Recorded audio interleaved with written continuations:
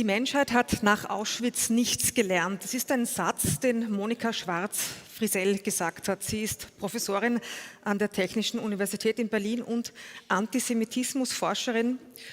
Und sie ist aus Deutschland angereist, um die heutige Gedenkrede im Parlament zu halten.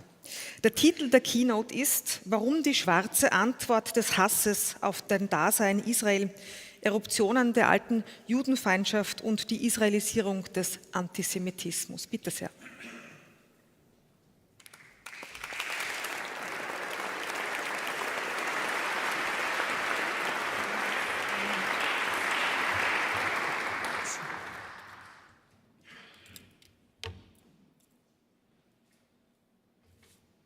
Meine Damen und Herren, ich begrüße Sie. Es ist mir wirklich eine große Ehre, heute hier vor Ihnen zu sprechen.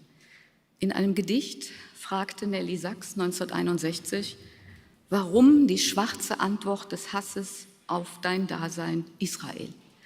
Zwar existierte der Staat Israel damals schon, doch Nelly Sachs bezog sich mit dem Wort Israel zeitlebens allgemein auf die jüdische Existenz.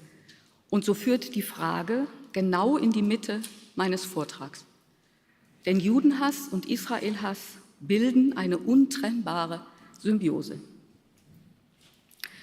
Ich war gebeten worden, über den Antisemitismus nach dem 7. Oktober 2023 zu sprechen. Ich forsche seit 20 Jahren zum Thema Judenfeindschaft und bin mit den Abgründen und allen Manifestationen dieses kulturellen Hasses vertraut. Dennoch ist es mir noch nie so schwer gefallen, einen Vortrag hierzu zu formulieren. Dies nicht nur aufgrund der Bestialität des Massakers, sondern auch, weil die Reaktionen auf diese Monstrosität selbst monströs waren und sind. Weil uns drastisch vor Augen geführt wird, es wurde gerade schon erwähnt, dass Teile der Menschheit tatsächlich nichts aus der Geschichte gelernt haben. Der 7. Oktober zeigt die Quintessenz von Judenhass, seine Ultima Ratio, seinen unbedingten Willen, die jüdische Existenz auszulöschen. Hier begegnen wir nicht der Banalität des Bösen, sondern dem antisemitischen Bösen per se, und zwar in seiner grauenerregendsten Eigenschaft. So wie die Nationalsozialisten glaubten, Juden müssten als Weltenübel zum Wohle der Menschheit ausgerottet werden. Am 7.10. zelebrierte und sakralisierte man genau diesen eliminatorischen Antisemitismus. Eine Szene verdeutlicht dies. Ein mitgeschnittenes Handygespräch, bei dem man die stolzerregte Stimme eines jungen Palästinensers hört.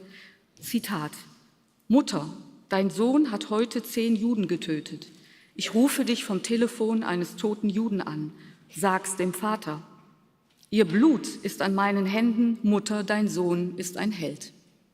Und der Vater ruft freudig: Töte, töte, töte. Entsprechend mahnte der Holocaust-Überlebende und Literaturnobelpreisträger Imre Kertész, Zitat: Der Antisemit unserer Zeit will nicht mehr von den Juden abrücken, er will Auschwitz. Am 7. Oktober 2023 wurden über 1200 Menschen jedweden Alters gefoltert, verstümmelt, verbrannt. Mit Jubelgeschrei. Nur durch die explizite Nennung dieser Gräueltaten ist das Ausmaß des moralischen Versagens weiter Teile der Weltbevölkerung zu verstehen. Es hätte einen internationalen Aufschrei geben müssen. Doch stattdessen kam das zum Teil ohrenbetäubende Schweigen, ausgerechnet von denen, die sonst lautstark als Erste sich empören. Es schwiegen die Feministinnen zu den Massenvergewaltigungen, es schwiegen die progressiven Akademien und Kunstszenen zu den grausamen Ermordungen junger Menschen, es schwiegen die Friedensaktivisten und Antirassisten zu den Bestialitäten des Pogroms. Die politisch korrekten Moralisten, die bei jeder Minderheitendiskriminierung aufschreien, sie verhöhnten die Opfer und deren Familien durch judenfeindliche Täter-Opfer-Umkehrung, auch und besonders virulent an Universitäten, wie man gerade besonders deutlich in den USA sieht. Die Ja-Aber-Rhetorik des pseudo-intellektuellen und politischen Diskurses bis hinauf zur UN-Ebene reproduzierte unter dem Schlagwort Kontextualisierung das alte antisemitische Argument, die Juden seien selbst schuld an ihrem Unglück. Verstand, Anstand und Mitgefühl wurden zugunsten ideologischer Verblendung, zugunsten eines anti-israelischen Narrativs aufgegeben. Und nicht nur in Israel, sondern in den jüdischen Gemeinden weltweit kam mit Wucht die Retraumatisierung und mit ihr die sehr bittere Erkenntnis, wie einsam man im 21. Jahrhundert trotz aller Beteuerung des Floskelhaften nie wieder blieb und bleibt. In den sozialen Medien gab es einen Post in Anlehnung an das berühmte Zitat von Niemöller, der die Fassungslosigkeit insbesondere junger, progressiver Juden widerspiegelt, den ich hier verlesen möchte in Übersetzung. Zitat: Sie attackierten Lesben und Schwule und ich stand dagegen auf. Sie attackierten die schwarze Gemeinschaft und ich stand dagegen auf. Sie attackierten die Migranten und ich stand dagegen auf. Dann attackierten sie mich, aber ich stand allein, denn ich bin jüdisch. Überraschend kamen die Empathieverweigerung und auch die Hasseruption keineswegs. Der Boden dafür war seit Jahren gelegt. Und Ähnliches erlebten wir ja schon anlässlich der Gaza-Krise 2014, als auf den Straßen Europas Hamas, Juden ins Gas gegrölt wurde und im Internet verbale Gewaltexzesse stattfanden. Wir warnen in der empirischen Forschung seit langem, immer wieder und öffentlich, vor einem Antisemitismus, der im medialen Diskurs, der in der Öffentlichkeit ein Feind- und Zerrbild des jüdischen Staates etabliert. So war das Fazit unserer Konferenz Aktueller Antisemitismus, ein Phänomen der Mitte. Zitat: Der israelbezogene Antisemitismus ist heute die frequenteste Form der aktuellen Judenfeindschaft. Und doch ausgerechnet dieser wird in Politik und Zivilgesellschaft der wenigste Widerstand entgegengesetzt. Hier liegt die Gefahr der Ausweitung und der Habitualisierung in der Mehrheitsgesellschaft. Zitat Ende. Das war vor 15 Jahren. Aktuell konstatiere ich 4 politisch-ideologische Formen der Judenfeindschaft: den linken, den rechten, den muslimischen und den mittig gebildeten Feuilleton-Antisemitismus. Trotz aller ideologischen Divergenzen weisen alle 4 Synergien auf, bilden zum Teil Allianzen, so seit längerem schon der linksextreme und der islamistische Antisemitismus. Alle treffen sich in der Dämonisierung Israels. Dabei legt seit jeher der gebildete und moralisch integer auftretende Antisemitismus mit seiner polierten Rhetorik, der als Sorge um den Weltfrieden daherkommt, die geistige Brandstiftung. Denn er setzt die Ideen in die Köpfe. Die Radikalen, die Naiven, die Indoktrinierten, die Ignoranten, die Studierenden, sie fungieren lediglich als Brandbeschleuniger. Nach dem Pogrom deutete die bekannte amerikanische Gender-Ikone Judith Butler das Massaker als Aufstand, als bewaffneten Widerstand.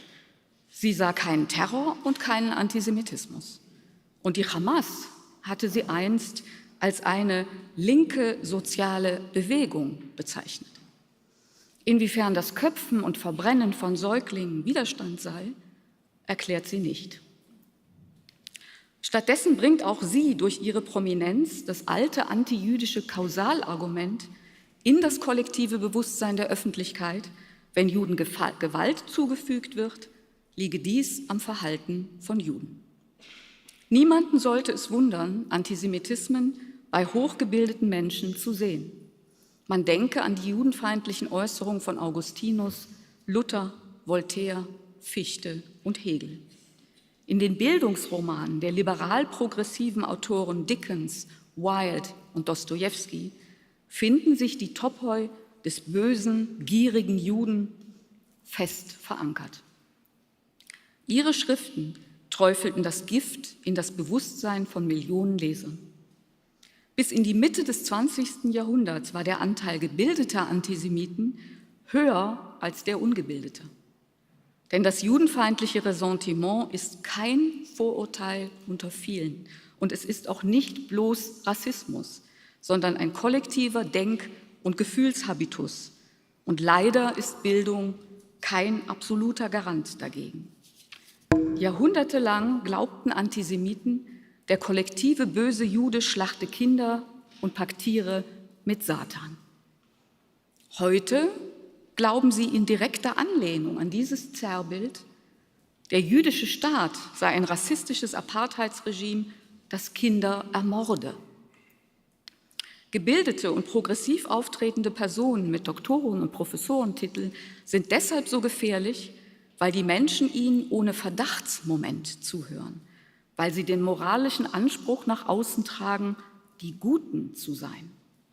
Deshalb erhalten ihre Texte und ihre zahlreichen Unterschriftenlisten so viel Gewicht in der Öffentlichkeit. Der woke Manichäismus pflegt mit großer Toleranz gegenüber dem jüdischen Staat Intoleranz. Publiziert werden dabei auch von den Medien selbst die krudesten Ideen, zum Beispiel seit einigen Jahren Aussagen des sogenannten postkolonialen Ansatzes, der die Shoah relativiert und Israel delegitimiert. Diese geschichtsverfälschende Schablone liefert längst nicht nur israelfeindliche, sondern auch kollektiv gegen alle Juden, die Lebenden und die Toten, gerichtete Diskreditierung. Wenn zum Beispiel Anne Frank posthum als weißes Kolonialmädchen bezeichnet wird und ihr Tagebuch verbrannt wird. Das saliente Symbol für jüdisches Leben und Überleben in der Welt ist Israel und deshalb der Stachel im Geist aller modernen Antisemiten. Israelbezogener Antisemitismus ist weder ein neuer noch ein politischer Empörungsantisemitismus und er liegt auch nicht im Nahostkonflikt begründet. Er hat keine andere Kausalitätsstruktur als den alten Antijudaismus, wobei der Konflikt als Katalysator fungiert.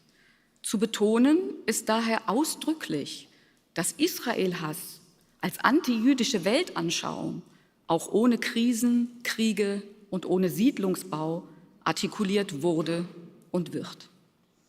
Wer glaubt, Israel-Hass sei gespeist von der aktuellen Konfliktsituation, der lese die Hassbotschaften, die Ascher Ben Nathan, der erste Botschafter Israels in Deutschland, bereits erhielt. Seit seiner Gründung wird der jüdische Staat gehasst, weil er existiert und nicht, weil er etwas tut oder nicht tut. Was ich die Israelisierung des Antisemitismus nenne, zeichnet sich dadurch aus, dass klassische Stereotype wie Kindermörder, Landräuber und Volkszerstörer, allesamt übrigens schon seit Jahrhunderten Stereotype des Judenhasses, zeitgemäß angepasst auf Israel projiziert werden und dass Juden überall auf der Welt kollektiv unter dem Vorwand des Konflikts attackiert werden. Wir sehen hierbei in der Forschung alle Merkmale des klassischen Antijudaismus. Antisemitische Konzepte ziehen sich dabei auch durch die massiv zugenommenen Abwehr- und Leugnungsprozesse im öffentlichen Diskurs. Das vielbeschworene Kritiktabu ist eine krude Kopfgeburt, denn kein Land der Erde wird nachweislich so heftig und so oft kritisiert wie Israel. Legitime Kritik und Antisemitismus werden auch selbstverständlich nicht gleichgesetzt und aufgrund klarer Kriterien gibt es für uns auch keine Grauzonen bei der Abgrenzung. Alle diese Phantasmen werden produziert, um sich gegen den Vorwurf des Antisemitismus zu immunisieren. Auch dies ist nichts Neues. Wilhelm Marr, Verfasser der einflussreichsten antisemitischen Hetzschrift im 19. Jahrhundert, beteuerte, sich nicht vom Judenhass leiten zu lassen. Aber er müsse doch, Zitat, wahrheitsgemäß aufdecken, wie schädlich Juden agierten.